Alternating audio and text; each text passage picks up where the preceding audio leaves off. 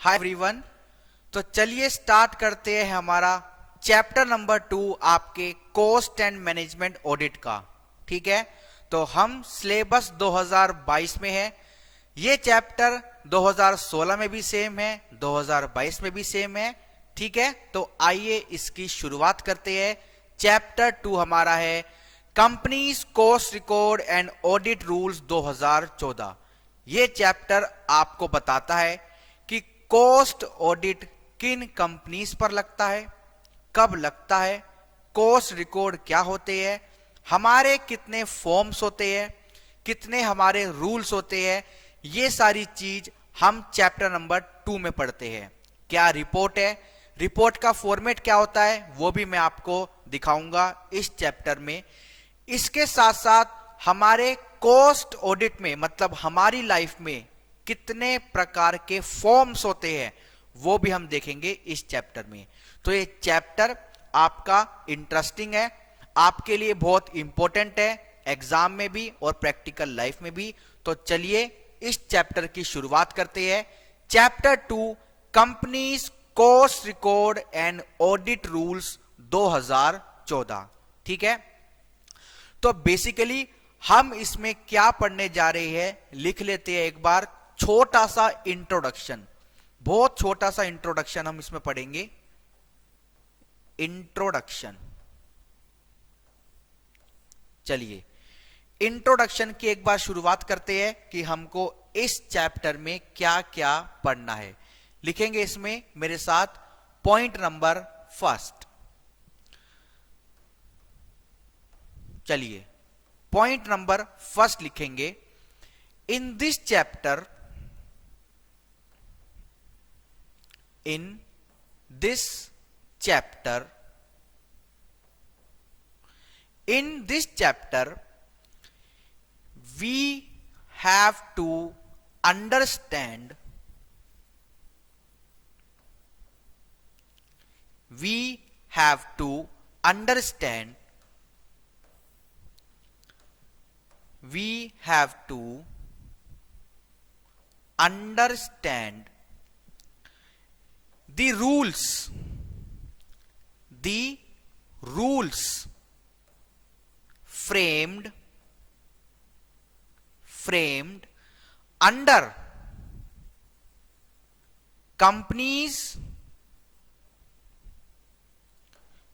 cost records, bracket में लिखेंगे cost records and audit, bracket close करेंगे, ऑडिट रूल्स 2014। हम इस चैप्टर में पढ़ेंगे कि हमारे companies cost record and audit rules जो हमारा 2014 में ये आया था, इसमें कितने प्रकार के रूल्स हमको पढ़ने हैं। There are only 6 type of rules which we have to studied in this type of chapter. ठीक है, यहां पे हमारे पास 6 तरह के रूल है। अभी मैं नीचे लिखवाऊंगा। सेकंड पॉइंट लिखेंगे, सेकंड पॉइंट लिखेंगे in this chapter, in this chapter, comma, we understand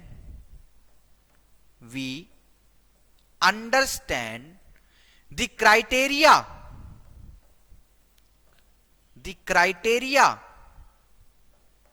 या फिर कंडीशन भी लिख सकते हो, the criteria on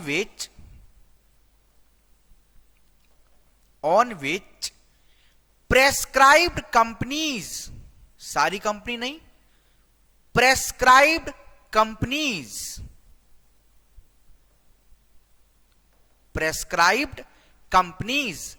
required to maintain,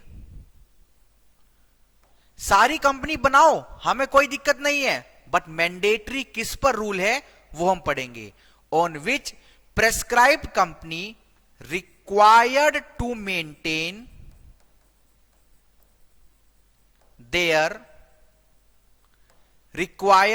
maintain their cost records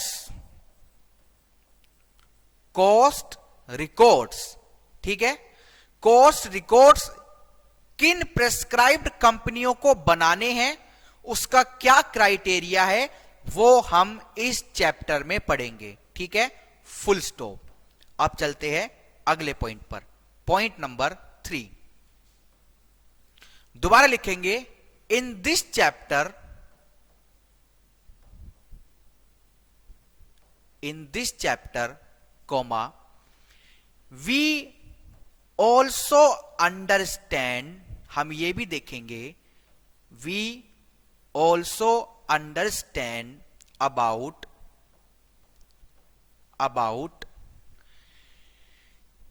how and when the above prescribed companies, the above prescribed companies, दोबारा बोल रहा हूं, सारी कंपनी के ऊपर नहीं, prescribed companies, हमने लिखा we also understand about how and when the above prescribed companies get cost audit किनका, of their cost records, of their cost records. हम इसमें यह भी देखेंगे कि किन कंपनियों को अपना कॉस्ट ऑडिट कराना है, किन को नहीं कराना। पहले हम देखेंगे कि किनको कॉस्ट रिकॉर्ड बनाने हैं, और फिर हम देखेंगे कि कॉस्ट ऑडिट किनको कराना है। जो भी कॉस्ट रिकॉर्ड बनाएगा, मतलब जिस प्रेस्क्राइब्ड कंपनीज पर कॉस्ट रिकॉर्ड बनाने की लायबिलिटी आ गई, उसको कंपलसरी कॉस्ट ऑडिट तो कराना ही कराना है, but there are certain conditions, certain limits and certain exemption. ऐसे ही कॉस्ट रिकॉर्ड किसको नहीं बनाना, उसके लिए भी एग्जम्पशन है, वो भी हम इस चैप्टर में पढ़ेंगे, ठीक है। चलिए लिखेंगे पॉइंट नंबर 4। पॉइंट नंबर 4 क्या कहता है, under cost records and audit rules, under cost records and audit rules, comma, prescribed companies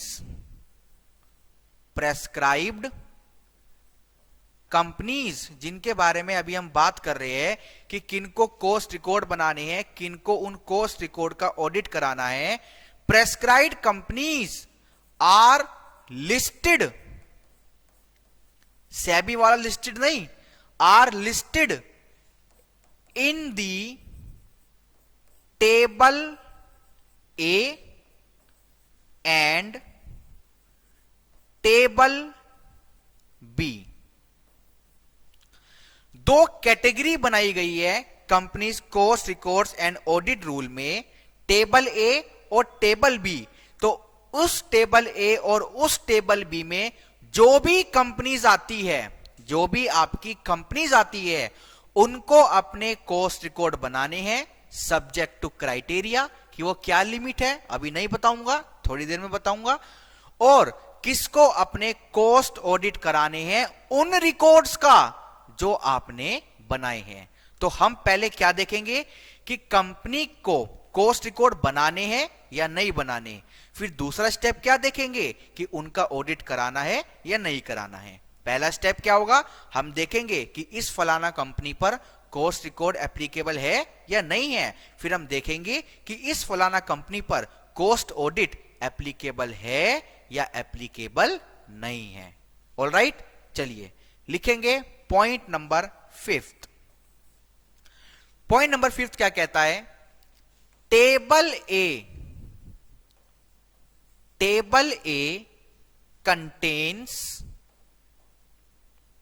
contains regulated sectors,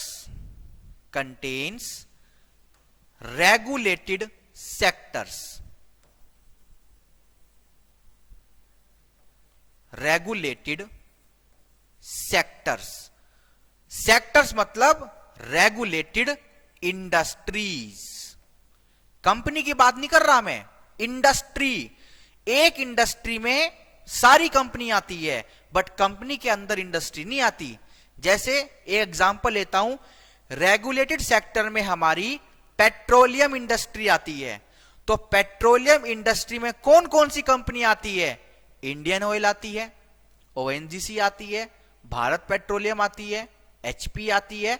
बहुत सारी कंपनी हमारी पेट्रोलियम इंडस्ट्री में आती है, और वो इंडस्ट्री हमारी रेगुलेटेड सेक्टर में है। मैं अभी आपको टेबल दिखाऊंगा कि कौन सी टेबल है हमारी, और वो आपके टेबल ए में कवर है। मतलब उनको एक जो कैटेगरी दी है कॉस्ट, रिकॉर्ड और ऑडिट रूल में, वो कैटेगरी का नाम है टेबल ए। ठीक है, चलिए ऐसे चलते हैं हम टेबल नंबर बी पर। Point number 6, table B contains, table B contains non regulated sector, non regulated sectors मतलब इंडस्ट्रीज। नॉन रेगुलेटेड सेक्टर्स, जैसे एक एग्जांपल लू, इसमें आपकी आती है सीमेंट इंडस्ट्री, जो सीमेंट बनाती है। तो अंबुजा, जेके, ये सब आपकी क्या है? सीमेंट इंडस्ट्री है। तो ये आती है आपकी नॉन रेगुलेटेड सेक्टर्स में। ठीक है, ये क्या आती है आपकी? नॉन रेगुलेटेड सेक्टर्स में ये आपकी आती है। ऑल राइट, चलिए अब लिखेंगे पॉइंट नंबर 7। पॉइंट नंबर 7 कहता है the criteria, the criteria of cost records, the criteria of cost records are same for both industries। दोनों इंडस्ट्रीज के लिए सेम क्राइटेरिया है कॉस्ट रिकॉर्ड लगाने का। मतलब कॉस्ट रिकॉर्ड की जो भी कंडीशन है वो सेम है दोनों इंडस्ट्री के लिए, चाहे रेगुलेटेड वाले में हो आप, चाहे आप नॉन रेगुलेटेड वाले में हो। ठीक है, बट लिखेंगे point number 8, however criteria of cost audit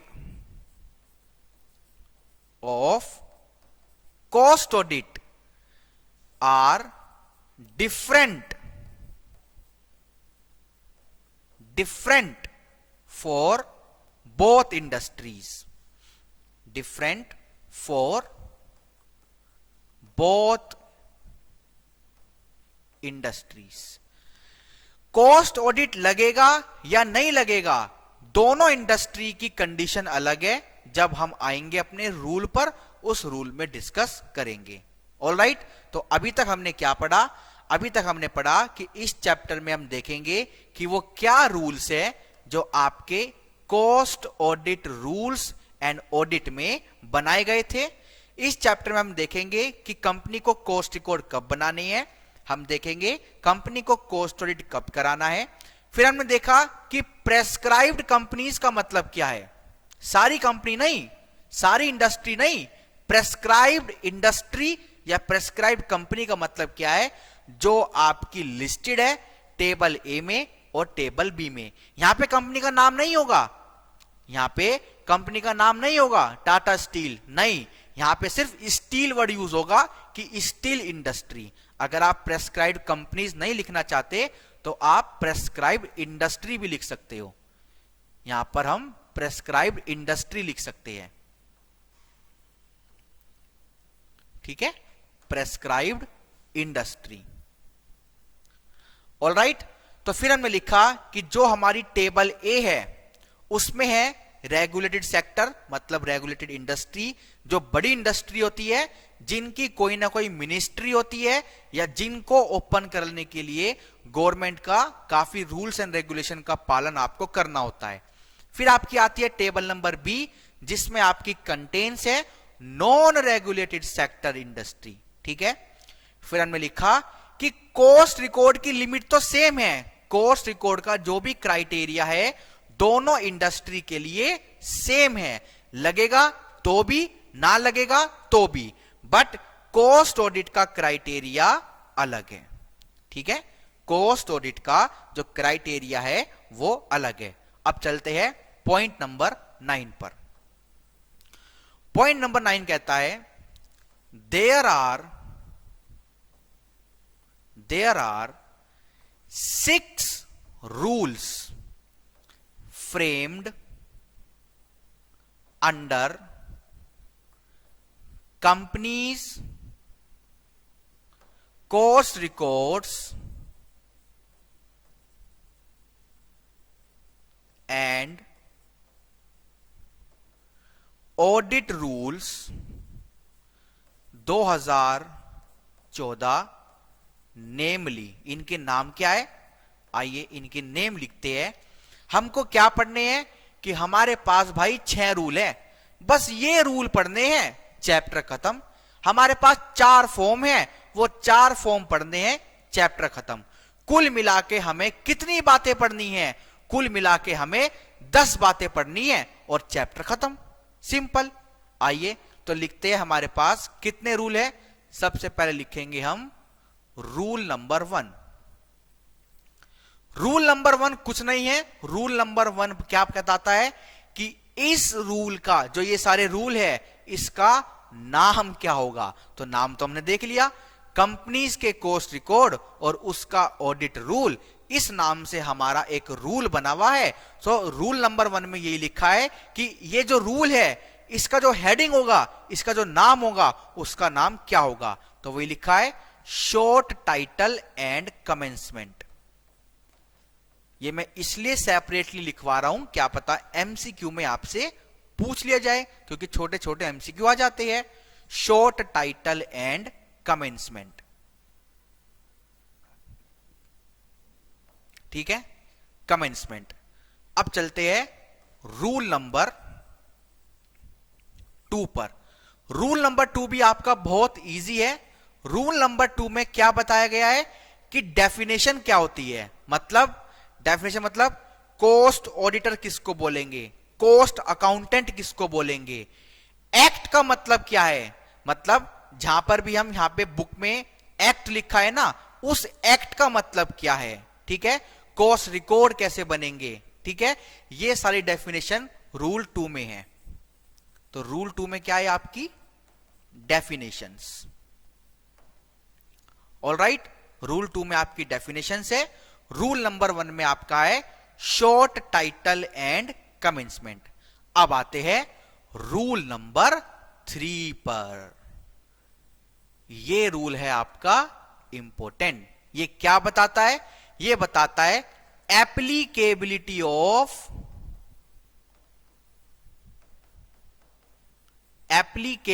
of cost records.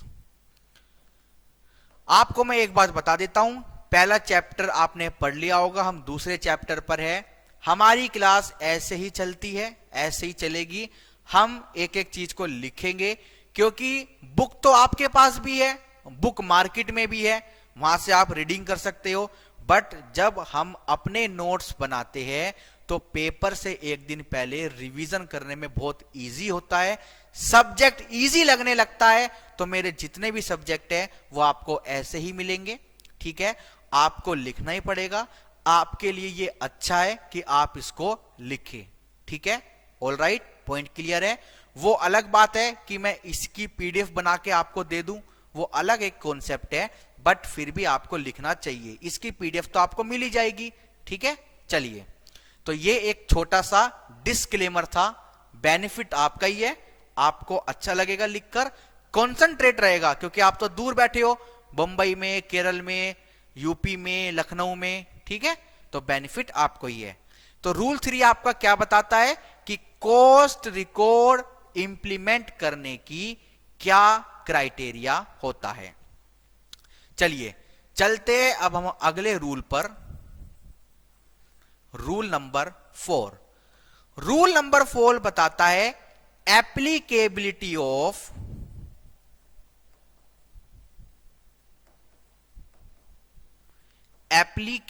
Of cost audit. हां जी, रूल नंबर 4 क्या बताता है? एप्लीकेबिलिटी ऑफ कॉस्ट ऑडिट, कि कॉस्ट ऑडिट आपका कब लगेगा। ठीक है, कॉस्ट ऑडिट की क्या क्राइटेरिया है यह बताएगा आपको रूल नंबर 4। चलिए चलते हैं रूल नंबर 5 पर। रूल नंबर 5 कहता है कि आपके ऊपर कॉस्ट रिकॉर्ड मेंटेन करने का एप्लीकेबिलिटी तो लग गया, बट उसको मेंटेन कैसे करोगे वो मैं बताऊंगा। कौन? Rule number 5। रूल नंबर 5 बताता है how to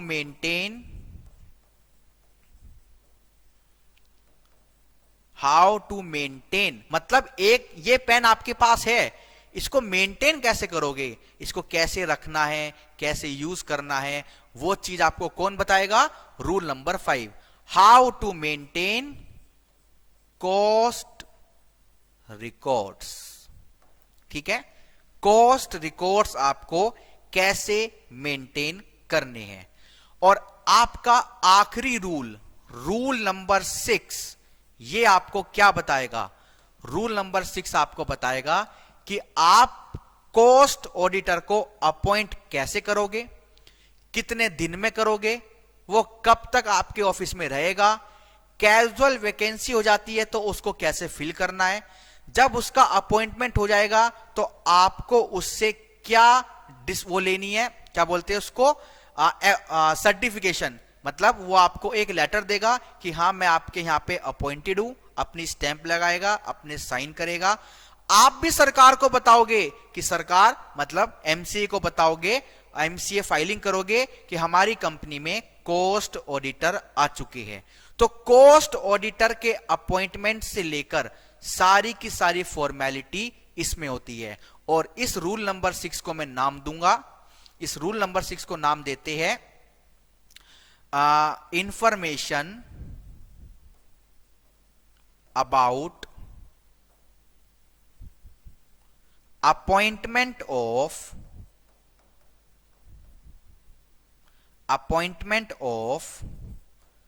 cost auditor.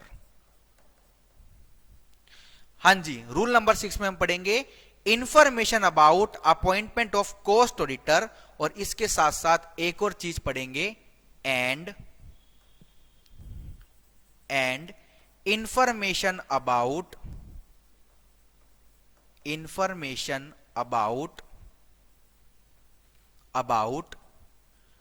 Cost audit report. Cost audit report हमको ऑडिटर साहब देंगे, कितने दिन में देंगे, फिर वही रिपोर्ट हमें चेक करके एमसीए को फाइल करनी होती है, कितने दिन में फाइल करनी होती है, कौन से फॉर्म में फाइल करनी होती है, कैसे फाइल करनी होती है, यह भी हम रूल नंबर 6 में पढ़ेंगे। ठीक है, रूल नंबर 6 में हम ये पढ़ेंगे। तो हम इस चैप्टर में क्या पढ़ेंगे? 9th पॉइंट में लिखा कि हम पढ़ेंगे देयर आर 6 रूल। पहला और दूसरा रूल तो कुछ नहीं है, पहले रूल में सिर्फ एक ही लाइन है कि इन रूल्स को हम क्या बोलेंगे? कंपनी के cost record and audit rule 2014। दूसरी रूल में क्या लिखा है कि एक्ट किसे कहते हैं, कॉस्ट अकाउंटेंट किसे बोलेंगे, कॉस्ट ऑडिटर किसे बोलेंगे, कॉस्ट ऑडिट रिपोर्ट किसको बोलेंगे, वो लिखा है रूल नंबर 2 पर। फिर आपका है रूल नंबर 3 कि किस पर कॉस्ट रिकॉर्ड की एप्लीकेशन लगेगी, किसको अपने कॉस्ट रिकॉर्ड बनाने हैं। रूल नंबर 4 कहता है कि किसको अपना कॉस्ट ऑडिट कराना है। रूल नंबर 5 कहता है कि कैसे आपको अपने कॉस्ट रिकॉर्ड बनाकर रखने हैं, क्या फॉर्मेट होगा। और रूल नंबर 6 कहता है कि कॉस्ट ऑडिटर जब अपॉइंट होगा तो उससे रिलेटेड क्या प्रोसेस है, और कॉस्ट ऑडिट रिपोर्ट की क्या क्या इंफॉर्मेशन, मतलब कैसे इश्यू होती है, कौन करता है, कितने दिन में करता है, क्योंकि इस चैप्टर की वेटेज अगर मैं आपको बोलूं कम से कम 15 से 20 नंबर की वेटेज है इस छोटे से चैप्टर की, क्योंकि ये बेस है आपका, इसमें ही सारे फॉर्म्स है, इसमें ही सारे रूल्स है, आगे तो आपके प्रैक्टिकल्स है और मैनेजमेंट ऑडिट में आपकी नॉर्मल थ्योरी है, बट ये चैप्टर आपका बहुत इंपॉर्टेंट है। तो 9th पॉइंट में मैंने आपको बताया कि हमको 6 रूल्स इसमें पढ़ने हैं। अब 10th पॉइंट पे चलेंगे। 10th पॉइंट में मैं आपको लिखवाने जा रहा हूं कि कितने फॉर्म्स के बारे में हमको यहां पे अपना डिस्कशन करना है। ठीक है, चलिए, तो 9 पॉइंट आई होप सबने लिख लिया होगा। हमारे 6 रूल होते हैं। अब हम चलते हैं हमारे पॉइंट नंबर 10 पर। पॉइंट नंबर 10 में हम क्या देखेंगे कि हमारे पास कितने प्रकार के रूल्स, मतलब कितने प्रकार के फॉर्म्स होते हैं। ऑलराइट, चलिए तो स्टार्ट करते हैं अपना पॉइंट नंबर 10। पॉइंट नंबर 10 लिखेंगे, following are the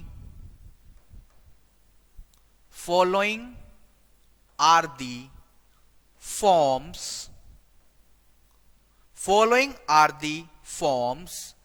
related to cost records, cost auditor, cost audit report। ठीक है, और हमारे 4 फॉर्म्स होते हैं, तो 10 बातें पढ़नी है। दोबारा बोल रहा हूं, 6 रूल पढ़ने हैं, 4 फॉर्म पढ़ने हैं। तो फॉर्म नंबर फर्स्ट आपका कौन सा है? Form CRA1। हां जी, पहला फॉर्म आपका है फॉर्म CRA1। फॉर्म CRA1 किसका है? फॉर्म CRA1 कहता है कि मैं बताऊंगा रूल 5 तू तो बता रहा है कि कॉस्ट रिकॉर्ड आपको कैसे मेंटेन करने हैं, बट रूल 5 मेरी बात सुन, मैं वो फॉर्मेट हूं जिसमें कॉस्ट रिकॉर्ड मेंटेन करने हैं। ठीक है, तो CRA1 में हम पढ़ेंगे। CRA1 का जो फॉर्म है वो बताता है कि कॉस्ट रिकॉर्ड आपको कैसे मेंटेन करने हैं। तो लिख देते हैं फॉर्म फॉर कॉस्ट रिकॉर्ड्स। जैसे प्रॉफिट एंड लॉस अकाउंट का फॉर्मेट होता है, ऐसे ही CRA1 का भी फॉर्मेट है। चलिए चलते हैं फॉर्म नंबर 2 पर, यानी CRA2।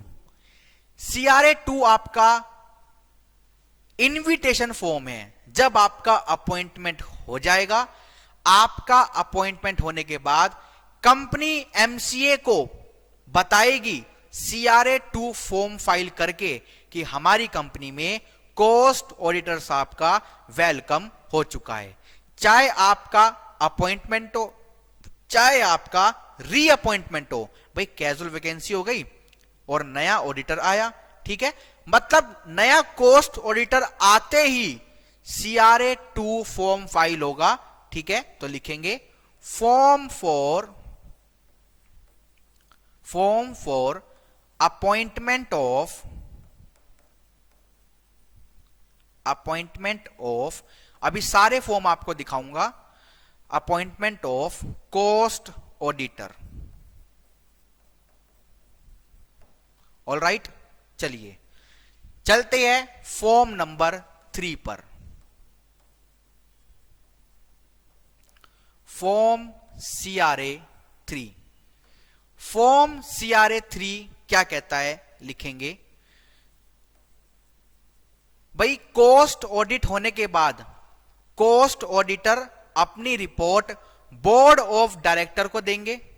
ठीक है, और फिर बोर्ड ऑफ डायरेक्टर अगर उनको कॉस्ट ऑडिटर की रिपोर्ट पर कोई टिप्पणी देनी है, कोई कमेंट देना है, कोई अपना ओपिनियन देना है, वो अटैच करके वो CRA फॉर्म आपका CRA4 में जाएगा और वो CRA4 ministry of corporate affairs को जाएगा। ठीक है, तो मतलब CRA 3 कॉस्ट ऑडिट रिपोर्ट का है और ये कौन इश्यू करेगा? Cost auditor. लिखेंगे forms for cost audit report issued by cost auditor, issued by cost auditor। ठीक है, अब फॉर्म आपका है CRA 4। ये रिपोर्ट जब बोर्ड ऑफ डायरेक्टर को मिल जाएगी तो बोर्ड ऑफ डायरेक्टर इस रिपोर्ट को एग्जामिन करेगा। कुछ कमेंट देनी है तो ठीक है। ये फॉर्म मतलब CRA 3 आपका PDF फॉर्म में होता है, ये तो नॉर्मल कागज होते हैं। ठीक है, PDF फॉर्म कह लो या कागज को स्कैन करके PDF बना लो। ये PDF आपकी अटैच होती है CRA 4 फॉर्म में जो MCA को फाइल होता है। MCA के जितने भी फॉर्म होते हैं वो नॉर्मल कागज वाले नहीं होते, वो एक एडोब सॉफ्टवेयर होता है, आपने देखा होगा एडोब, उसमें PDF खुलती है। उस PDF में अब अलग अलग डब्बे होते हैं और उस PDF में हमको अपना फिलिंग करना पड़ता है। ठीक है, तो CRA 4 कोड यूज करेगा। Form used by company to send cost auditor report, cost auditor report जो किस फॉर्म में आई थी आपकी? CRA 3 में, जो आपकी आई थी CRA 3 में। और एक किसको जाएगा? टू सेंट्रल गवर्नमेंट को, मतलब मिनिस्ट्री ऑफ कॉर्पोरेट अफेयर्स को। ठीक है, किसको जाएगा आपका ये? मिनिस्ट्री ऑफ कॉर्पोरेट अफेयर्स को। चलिए, तो इसी के साथ हमने 10 पॉइंट पूरे किए और इस चैप्टर की एक इंडेक्स लिखी कि वो 6 रूल क्या कहते हैं और ये 4 फॉर्म क्या कहते हैं। अब अगर मैं एक बार इंट्रोडक्शन को यहां पे क्लोज कर देता हूं, आई होप आपने नोट कर लिया होगा, नहीं किया तो फटाफट कर लो। अब मैं यहां पर इंट्रोडक्शन को खत्म कर देता हूं। चलिए, इंट्रोडक्शन को खत्म कर देता हूं और अब चलते हैं हम आगे की बातों पर। आइए, हां जी, चलिए, तो अब हम शुरुआत करते हैं हमारे रूल्स की। हमारे पास 6 प्रकार के रूल है, रूल नंबर 1, 2, 3, 4, 5, 6, बट हम शुरुआत करेंगे आपकी रूल नंबर 3 से। सर ऐसा क्यों? आइए मैं आपको एक बार दिखा देता हूं कि हमारा रूल नंबर 1 और रूल नंबर 2 क्या कहता है। ये आपका चैप्टर नंबर 2 है, companies cost records and audit rule. Rule number 1 आपका कहता है, ये देखो ये लिखा है। रूल नंबर 1 क्या कहता है आपका? रूल नंबर 1, दिस रूल में be called the companies cost record and audit rule 2014। और ये आपके कब से लागू हुए थे? 30 जून 2014 से लागू हुए थे। ये 2 बातें बस रूल नंबर 1 बताता है, हम इसको बाद में लिखेंगे। रूल नंबर 2 क्या कहता है? रूल नंबर 2 में डेफिनेशन है, एक्ट का क्या मतलब है, कस्टम टैरिफ एक्ट क्या होता है, कॉस्ट अकाउंटेंट इन प्रैक्टिस का क्या मतलब है, कॉस्ट ऑडिटर का क्या मतलब है, कॉस्ट ऑडिट रिपोर्ट क्या होती है, कॉस्ट रिकॉर्ड क्या होते हैं, फॉर्म कौन से है मैंने बता दिया, इंडियन अकाउंटिंग स्टैंडर्ड क्या होते हैं हमें पता है, इंस्टीट्यूट क्या है हमारा इंस्टीट्यूट, और बाकी शब्दों के बारे में बताता है जो आपके CWA एक्ट में यूज हुए हैं। ठीक है, CWA एक्ट में यूज हुए हैं। रूल नंबर 3 आपका एप्लीकेबिलिटी ऑफ कॉस्ट ऑडिट है, ये आपकी डायग्राम की फिगर है। रूल नंबर 4 आपका कॉस्ट ऑडिट का है, उसका डायग्राम है यहां पर। रूल नंबर 5 कॉस्ट रिकॉर्ड बनाने का है और रूल नंबर 6 आपका किसका है? कॉस्ट ऑडिटर के अपॉइंटमेंट का, बताने का कि कंपनी ने कॉस्ट ऑडिटर को अपॉइंट कर लिया है। ठीक है, ये इसके सारे डायग्राम यहां पे बने हैं। फिर आपका है फॉर्म CRA1, मैंने इसके बारे में बता दिया है कि फॉर्म CRA1 बताता है कि आपको कैसे कॉस्ट रिकॉर्ड बनाने हैं, बट इसकी डिटेल वर्किंग अभी हम करेंगे क्योंकि ये थोड़ा ज्यादा डिटेल नहीं है, अभी नीचे डिटेल भी गिवन है।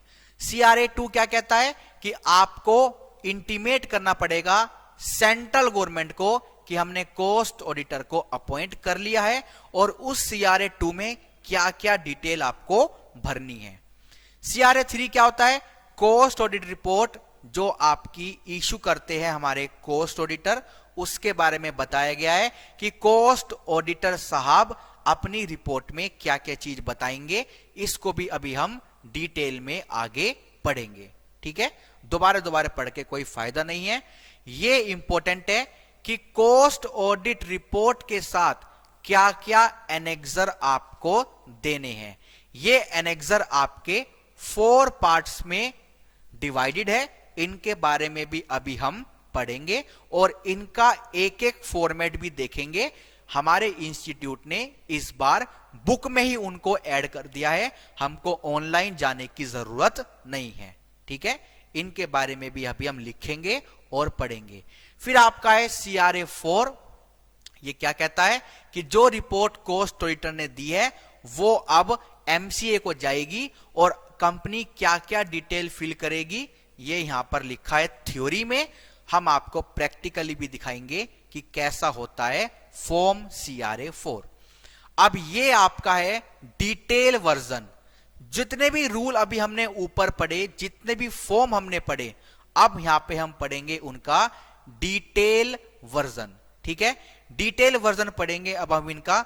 आइए डिटेल वर्जन पे चलते हैं। Detail version rule number first में अभी नहीं करा रहा, अभी हम बाद में करेंगे उसको। उसमें 2 ही बातें लिखी गई है, वो मैंने आपको बता दी थी। ठीक है, रूल नंबर 2 में डेफिनेशन है। एक्ट का मतलब companies act, custom tariff act heading का क्या मतलब है, जिसको बोलते हैं सीटा हेडिंग।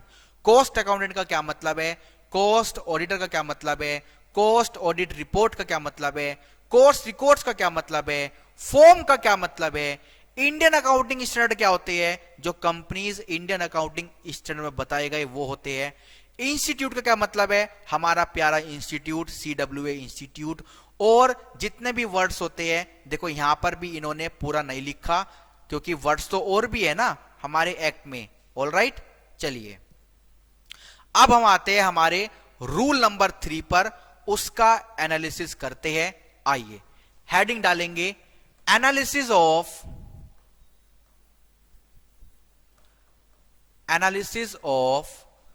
रूल 3। रूल 3 का एनालिसिस देखते हैं और इसका हेडिंग क्या था, applicability of cost records.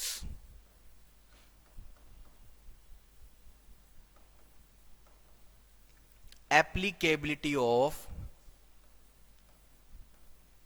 Cost records. चलिए, कॉस्ट रिकॉर्ड किस पर लगेंगे, क्या कंडीशन है, लिखना स्टार्ट करते हैं। हेडिंग डाल देते हैं following are the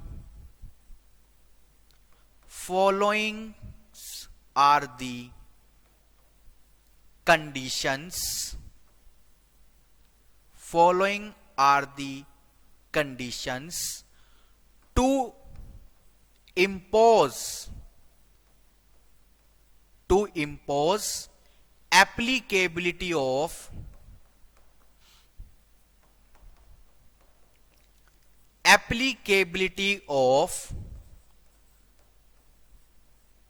cost records। और किस पर लगता है ये, ऑन प्रेस्क्राइब्ड इंडस्ट्रीज। ये वर्ड नहीं भूलना है, प्रेस्क्राइब्ड इंडस्ट्रीज। ठीक है जी, चलिए अब लिखते हैं कंडीशन क्या है। लिखना स्टार्ट करेंगे कंडीशन। कंडीशन में पहला पॉइंट जो आपका आता है, पहला पॉइंट आपका क्या है, लिखेंगे the total turnover, the total turnover from all products और सर्विसेज और बोथ ऑफ प्रेस्क्राइब्ड कंपनी, मतलब प्रेस्क्राइब्ड इंडस्ट्रीज लिख लेते हैं, prescribed industries and other non prescribed industries. मतलब कहने का क्या है, हमको तो सारा टर्नओवर लेना है कंपनी का। भाई एक कंपनी खुली, वो सीमेंट भी बनाती है, वो प्लास्टिक भी बनाती है, तो सीमेंट वाली जो इंडस्ट्री है वो तो हमारी प्रेस्क्राइब इंडस्ट्री है, बट प्लास्टिक वाली तो नहीं है। मैं एग्जांपल ले रहा हूं, अभी नीचे देखेंगे कौन कौन सी इंडस्ट्री है। तो हम तो कह रहे हैं सारा टर्नओवर आपको लेना है, चाहे आप कागज बनाते हो, चाहे आप सुई बनाते हो, चाहे आपका पेट्रोल पंप हो, चाहे आपकी नेचुरल गैस सप्लाई हो, चाहे आप बिजली बनाते हो, चाहे आप लकड़ी बनाते हो, आप कुछ भी बनाते हो, मतलब प्रेस्क्राइब इंडस्ट्री में हो तो भी, अदर नॉन प्रेस्क्राइब इंडस्ट्री में हो तो भी, of prescribe industry and other non prescribe industry, other non prescribed industries. Non prescribe industry कौन सी हुई, जो प्रेस्क्राइब नहीं है, जितनी भी बची वो नॉन प्रेस्क्राइब्ड इंडस्ट्रीज हो गई। ठीक है, तो हमने लिखा the total turnover from all products और सर्विसेज और बोथ, एक कंपनी प्रोडक्ट भी बेचती है, सेवाएं भी देती है, of prescribe industries and non prescribe industries should be rupees, pen change कर लेता हूं, शुड बी रुपीज 35 करोड़ और मोर,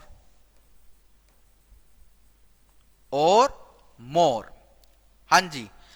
आपको एक कंपनी का, एक इंडस्ट्री में जो कंपनी काम कर रही है उस एक कंपनी का, क्योंकि सेपरेटली देखोगे ना, तो उस कंपनी का आपको टोटल टर्नओवर देखना है, ऑल प्रोडक्ट्स का, ऑल सर्विसेज का।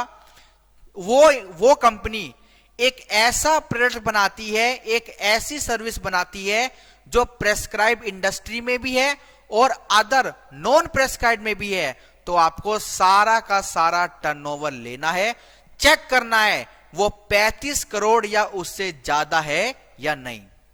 और चेक किस साल में करेंगे, अगर आप आज के समय में देखना चाहते हो कि इस कंपनी पर कॉस्ट रिकॉर्ड बनाने की लायबिलिटी है या नहीं है, तो आप चेक किस साल में करोगे, इमीडिएटली पिछले साल में, क्योंकि ये साल तो अभी चल रहा है ना, इमीडिएटली पिछले साल में। तो लिखेंगे ड्यूरिंग इमीडिएट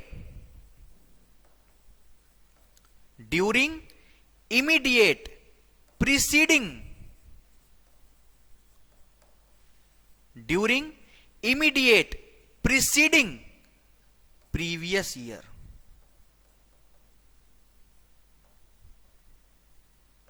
पॉइंट नंबर 1 आपका खत्म होता है।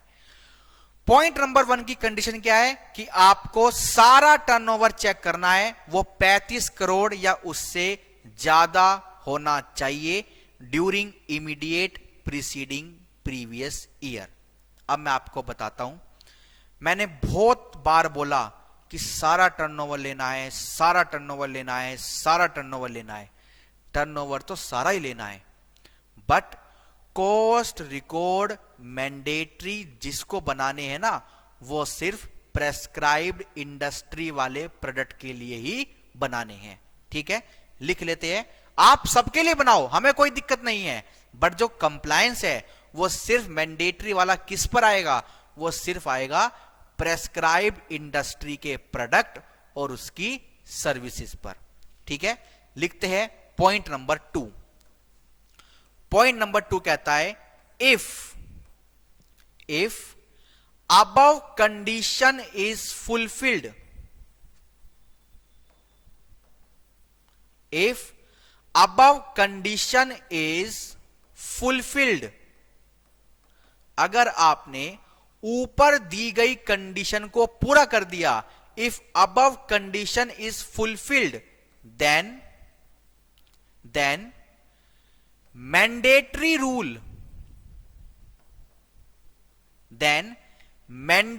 rule, shall imposed, लग जाएगा किस पर? ऑन प्रोडक्ट्स और सर्विसेज और both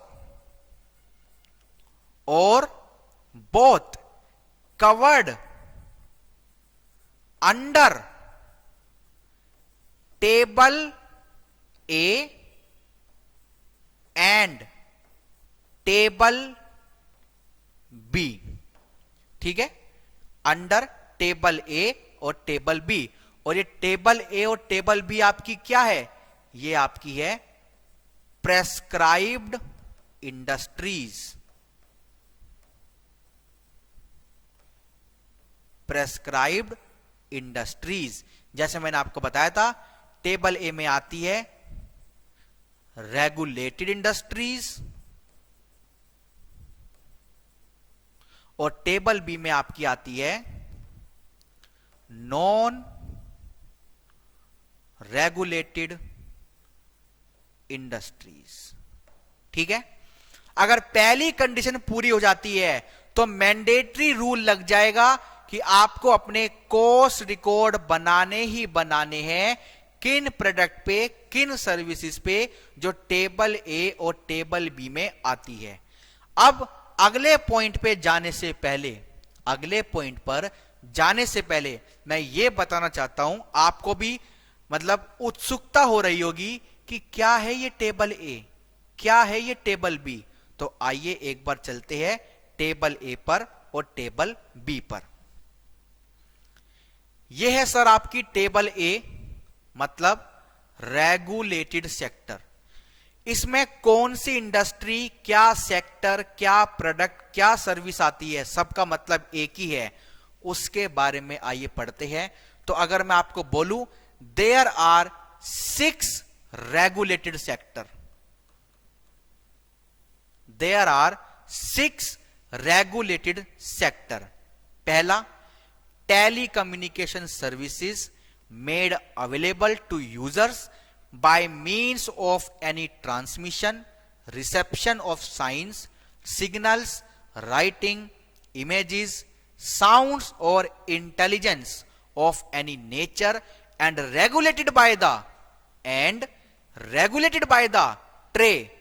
Telecom Regulatory Authority of India under the Telecom Regulatory Authority of India Act 1997, 24 section of 1997 Act, including activities that require authorization or license issued by the Department of Telecommunication, Government of India under Telegraph Act 1885, 13 section of 1885 rule। कहने का मतलब है licence भी आप issue कर रहे हो ना, तो आप अब सर्विस वाले हो गए, तो ये भी यहां पर इंक्लूड है, आपके ऊपर भी कोर्स रिकॉर्ड की एप्लीकेबिलिटी आ गई। ठीक है, ये इधर क्या है, जैसे आपने जीएसटी में पढ़ा है एचएसएन कोड, एक गुड्स का एक एचएसएन कोड होता है, सर्विस का एसएससी कोड होता है। ऐसी कस्टम के भी अपने अपने कोड है। तो हम एचएसएन कोड को नहीं लेते, हम किसको लेते हैं? कस्टम टैरिफ एक्ट को लेते हैं। उनके वहां पर जो कोड अवेलेबल है वो लेते हैं। अगर किसी के लिए नहीं है तो फिर हम नहीं लेंगे, लिख देंगे नॉन एप्लीकेबल। दूसरा आपका है generation, transmission, distribution and supply of electricity regulated by the relevant regulatory body or authority under electricity act 2003। ठीक है, इनके लिए जो कोड अवेलेबल है, अगर आप इलेक्ट्रिसिटी बना रहे हो तो 2016, 2016 नहीं 2016, अदर एक्टिविटी के लिए नहीं है। आगे चलते हैं। Petroleum products including activities regulated by the Petroleum and Natural Gas Regulatory Board under the Petroleum and Natural Gas Regulatory Board Act 2016। इसमें आपके जो हेडिंग अवेलेबल है वो 2709 से लेकर 2715 से लेकर है, बट अदर एक्टिविटी के लिए कोई भी एप्लीकेबल नहीं है। ऑलराइट, प्रोडक्ट्स के लिए है, एक्टिविटी के लिए नहीं है। Next, drugs and pharmaceuticals. इसमें जो आपके हेडिंग अवेलेबल है, ड्रग्स के लिए 2901 से लेकर 2942 तक, और फार्मास्यूटिकल्स के लिए 3001 से लेकर 3006 तक। फर्टिलाइजर्स हेडिंग क्या है, 3102 से लेकर 3105। Sugar and industrial alcohols heading क्या है, 1701, 1703 और 2207। ऑलराइट, पॉइंट क्लियर है। तो ये 6 इंडस्ट्री है हमारी रेगुलेटेड वाली। ऑलराइट, अब जैसे आपकी फार्मास्यूटिकल कंपनी होती है, सिप्ला, ग्लेनमार्क, पैरासीटामोल, ये सब आपकी किस में आएगी, ड्रग्स एंड फार्मास्यूटिकल में। आपका शुगर है या इंडस्ट्रियल एल्कोहल है, उसकी जितनी भी कंपनी आएगी वो यहां पर आएगी। फर्टिलाइजर्स की यहां पर आएगी, बिजली की यहां पर आएगी, और टेलीकम्युनिकेशन की यहां पे आएगी, जैसे Reliance Jio, Vodafone, Idea, etcetera etcetera etcetera.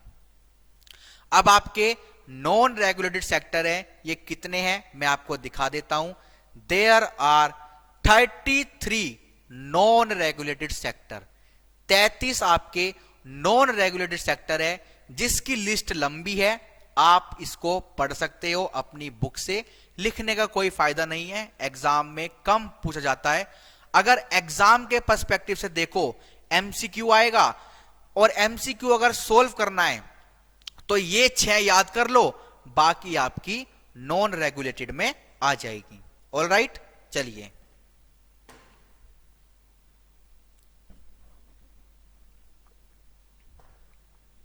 आइए, तो हम कहां पर थे। हमने पहला पॉइंट टर्नओवर देखा, और दूसरा पॉइंट लिखा कि अगर टर्नओवर मीट हो जाता है तो मैंडेटरी वाला रूल किस पे लगेगा, सिर्फ और सिर्फ टेबल ए और टेबल बी के प्रोडक्ट पे। टर्नओवर सारा देखना है, लगेगा किस पर, टेबल ए और टेबल बी के प्रोडक्ट पर। लिखेंगे point number 3, it means we have to check, it means we have to check all turnover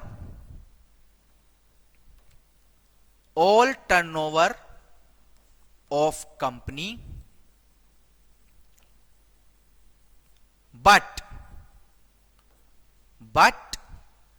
mandatory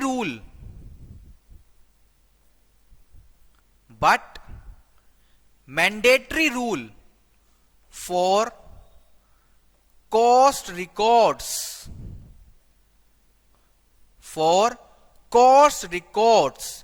imposed on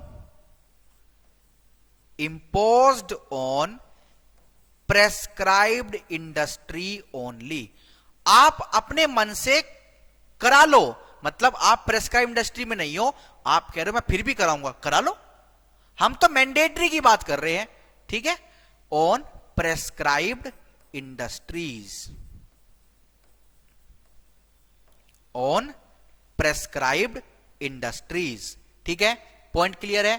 तो पहला पॉइंट हमने लिखा, दूसरा पॉइंट हमने लिखा, तीसरा पॉइंट हमने लिखा। अब हम लिखेंगे फोर्थ पॉइंट। फोर्थ पॉइंट लिखेंगे एग्जम्पशन फ्रॉम मैंडेटरी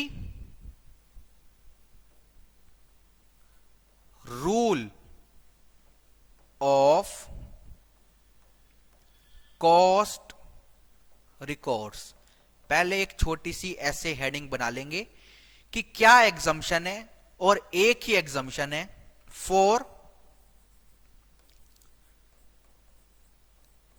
माइक्रो और small enterprises as per MSME act. As per MSME act medium वालों के लिए नहीं, सिर्फ माइक्रो और स्मॉल वालों के लिए। As per MSME act are exempt from rule number 3।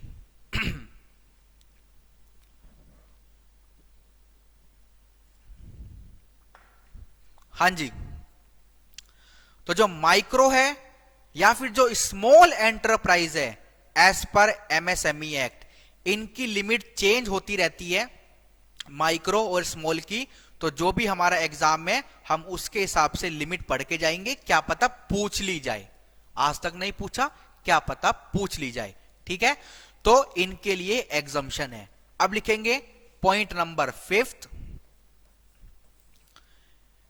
It also means that, इसका यह भी मतलब है, it also means that micro और स्मॉल एंटरप्राइज, स्मॉल एंटरप्राइज या एंटरप्राइजेस कर लेते हैं, enterprises need not to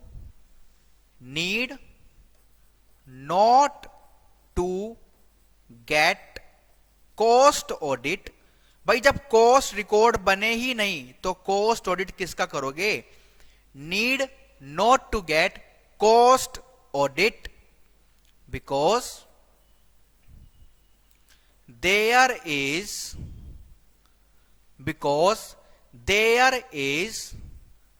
no cost records, because there is no cost records। ठीक है, पॉइंट क्लियर है, समझ आ गया? चलिए, अच्छी बात है, आपको समझ आ गया। यह था हमारा कि एक जो आपका रूल नंबर 3 है, वो रूल नंबर 3 आपका क्या कहता है। रूल नंबर 3 हमने पढ़ा कि एक कंपनी जिसका टोटल टर्नओवर 35 करोड़ या उससे ज्यादा का है, उसको अपने कॉस्ट रिकॉर्ड बनाने हैं और उन कॉस्ट रिकॉर्ड का फिर बाद में ऑडिट होगा। अब एक पॉइंट और लिख लेते हैं जाते जाते, point number 6, domestic company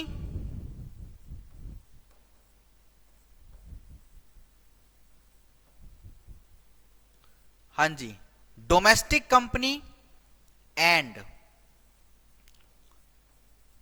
foreign company.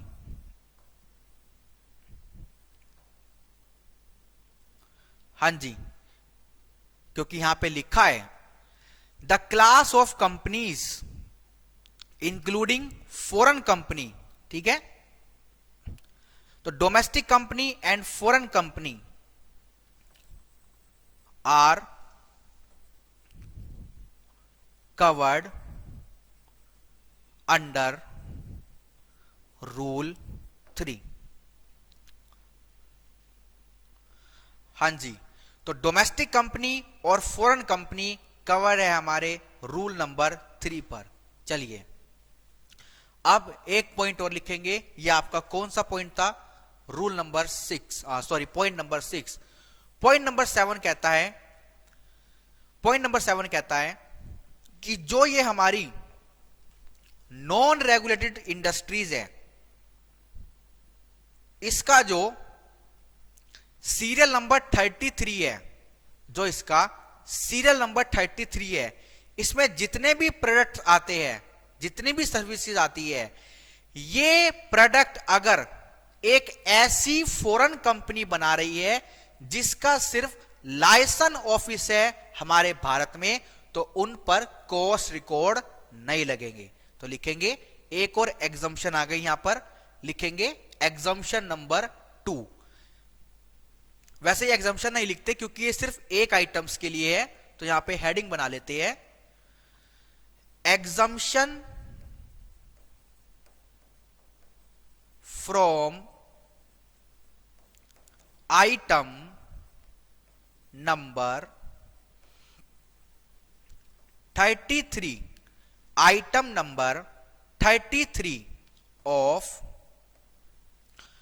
Table B, of table B.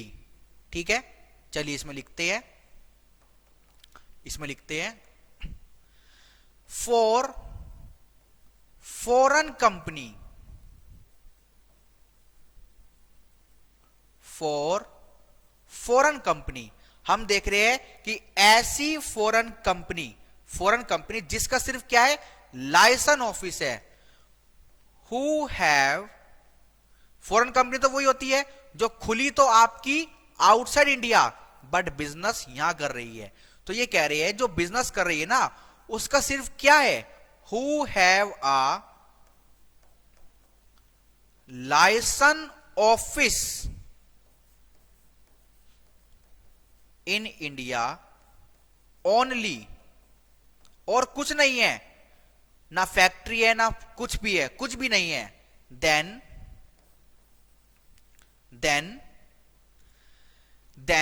cost records not need to be maintained, not need to be maintained for items covered in serial number 33, serial number 33 of table B, of table B। ये line कहां लिखी गई है मैं आपको दिखा भी देता हूं, ये रही, provided that nothing contained in the serial number 3 shall apply to foreign company having only licence offices. ठीक है, और ये वाला पॉइंट हमने पढ़ लिया कि कोई भी कॉस्ट रिकॉर्ड बनाने की मैंडेटरी कंप्लायंस उस पर नहीं लगेंगे जो एक माइक्रो एंटरप्राइज है या फिर स्मॉल एंटरप्राइज है, एज पर MSME एक्ट। ठीक है, तो ये रूल नंबर 3 आपका कहां से स्टार्ट हुआ था, रूल नंबर 3 आपका यहां से स्टार्ट हुआ था। हम डिटेल वर्जन में थे, हमने शॉर्ट वर्जन नहीं पढ़ा, हम तो डिटेल पढ़ेंगे, और डिटेल हमने यहां से स्टार्ट किया, हमने सब पढ़ लिया, टेबल ए क्या होती है, टेबल बी क्या होती है, कॉस्ट रिकॉर्ड किस पे लगते हैं, कॉस्ट रिकॉर्ड किस पे नहीं लगते, 33 वाला आइटम किस पे लगता है, किस पे नहीं लगता। इसी के साथ हमारे चैप्टर 2 का एक इंट्रोडक्शन और रूल नंबर 3 पूरी तरह से कंप्लीट होता है, पूरी तरह से क्या होता है, कंप्लीट होता है। ऑल राइट, आपको अगर एक एग्जाम्पल भी देखना हो तो मैं आपको रूल 3 का एक एग्जाम्पल यहां पे बता देता हूं। एग्जाम्पल ऑफ रूल 3, अगर रूल 3 का आपको एक एग्जाम्पल लेना है तो जैसे मैं ले सकता हूं एबीसी लिमिटेड, एबीसी लिमिटेड मशहूर है, एबीसी लिमिटेड, XYZ लिमिटेड मशहूर है। ये ABC limited is a domestic company,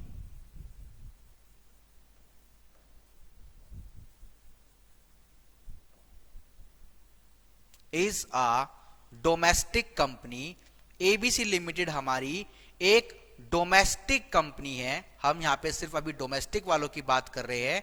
ABC limited is a domestic company produces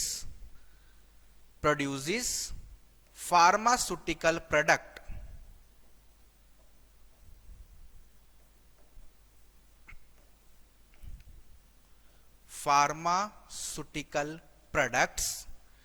having turnover of rupees 20 crore, 20 crore का टर्नओवर है, and also produce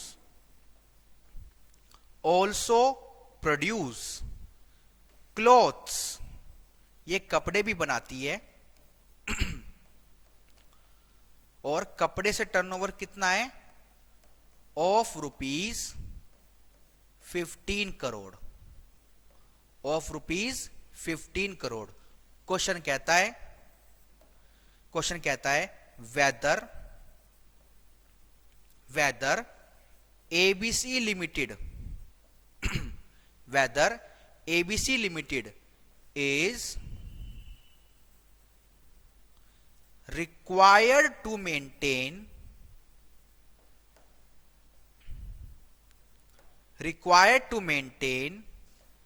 their cost records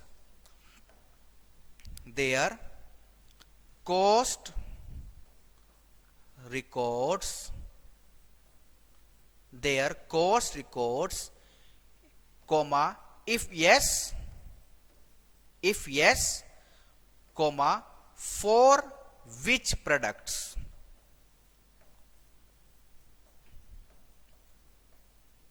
अगर हां तो किन प्रोडक्ट के लिए? तो आपको क्या देखना है जब आप सॉल्यूशन करोगे, तो आपको देखना है टोटल टर्नओवर। तो वो कितना है आपका 20 प्लस 15, 35 करोड़ का टोटल टर्नओवर है। तो 35 करोड़ का टोटल टर्नओवर है, तो आपका पहला आंसर क्या आया? Yes, ABC limited required to maintain cost records। अब दूसरा क्वेश्चन आता है कि किन पर लगेगा? सिर्फ और सिर्फ फार्मास्यूटिकल प्रोडक्ट्स पे लगेगा। तो दूसरा आपका क्या है? दूसरा आंसर क्या है? Only on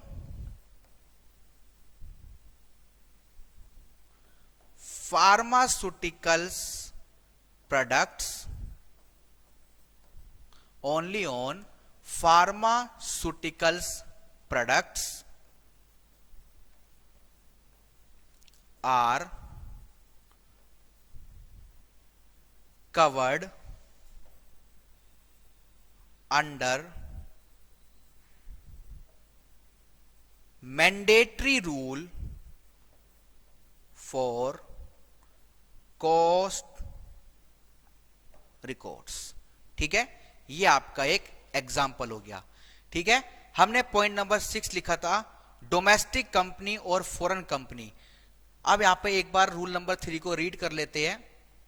for the purpose of subsection 1 of section 48, ये आपका सेक्शन है। सबसेक्शन 148 किसका? कंपनीज एक्ट का। The class of companies including foreign companies defined in close 42। तो मेरे को यहां पे एक चीज ऐड करवानी है, मैंने पहले क्यों नहीं करवाई, क्योंकि कंफ्यूजन रहती है। क्लास ऑफ कंपनी से निकल के आता है एवरी कंपनी, तो हम यहां पे लिख देते हैं डोमेस्टिक कंपनी की जगह। जब मैंने एग्जांपल लिखा तो मेरे को लगा कि अब आपको बता देना चाहिए every company and foreign company are covered under rule 3। भाई जो भारत में काम कर रही है वो ऑब्वियसली बात है, किसी नॉन रेजिडेंट कंपनी को हम कैसे छोड़ देंगे? किसी गवर्नमेंट कंपनी को भी नहीं छोड़ेंगे, किसी सब्सिडरी को भी नहीं छोड़ेंगे। आपने फाउंडेशन में, इंटरमीडिएट में, फाइनल में, कंपनीज एक्ट में, इनकॉर्पोरेशन चैप्टर में जितनी भी कंपनी पढ़ी है, मैं सिर्फ कंपनीज एक्ट की बात कर रहा हूं। कंपनीज एक्ट में जितनी भी कंपनी पड़ी है, गवर्नमेंट सब्सिडरी, आपकी सेक्शन 8 कंपनी, आपकी एसोसिएट कंपनी, एवरी कंपनी, और उसके साथ साथ आपकी फॉरेन कंपनी, ठीक है, every company are covered under rule 3। और इस एग्जाम्पल के साथ हमारा रूल 3 खत्म होता है और हमारी क्लास भी खत्म होती है। ठीक है, तो चलिए, हमने बड़े अच्छे अच्छे नोट्स बनाए, बड़े कलरफुल नोट्स बनाए आपको समझाने के लिए। आपकी भी रिस्पॉन्सिबिलिटी है कि इन नोट्स को इंप्लीमेंट करो अपने ऊपर और पेपर क्रैक करो और प्रोफेशनल बनो। ऑल राइट, चलिए, thank you so much, bye bye.